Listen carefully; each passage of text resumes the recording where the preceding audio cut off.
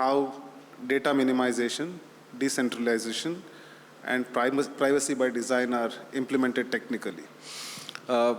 So when we had actually originally started, right, and this is a long journey, right? 2015 is when we actually rolled out the concept. And at that time we were thinking that, okay, face is used as a token, but how do you get the face, right? So we had said that, okay, there will be a form of identification number on your ticket and you'll have to enter that. We will create a central repository where all your personally identifiable information, meaning your name, your face, everything will be stored. When you put the form of identification number there, we will query the central database, fetch the data, right? But that was in the beginning, right? From 2015 to 2017, 18, even 19, I would say. And that's when we actually changed track. The test of our resilience happened during the pandemic, when we were supposed to sort of, slow this whole thing down because air travel had come to a standstill and stuff. I proposed that, okay, why not, instead of the central platform that we were thinking, why not start a decentralized ecosystem? So that's how this whole thing has come through.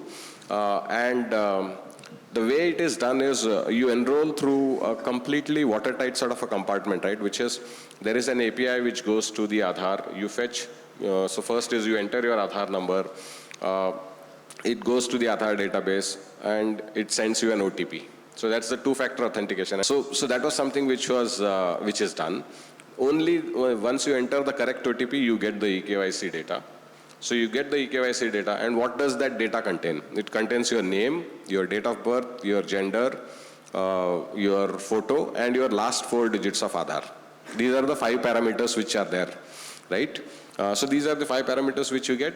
And then what we do is we want to ensure that nobody is trying to play with it, right?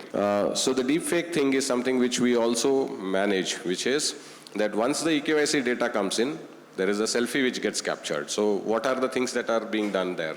We do a liveness check, right? And once we do the liveness check, we know that, okay, it's not a iPad which is being shown here and then photo being captured, but it's a real person. That is one.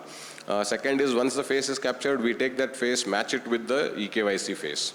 And only when the thing matches, we discard the Aadhaar face for obvious privacy reasons, and we keep the selfie face. And then that is the verifiable credential that gets created.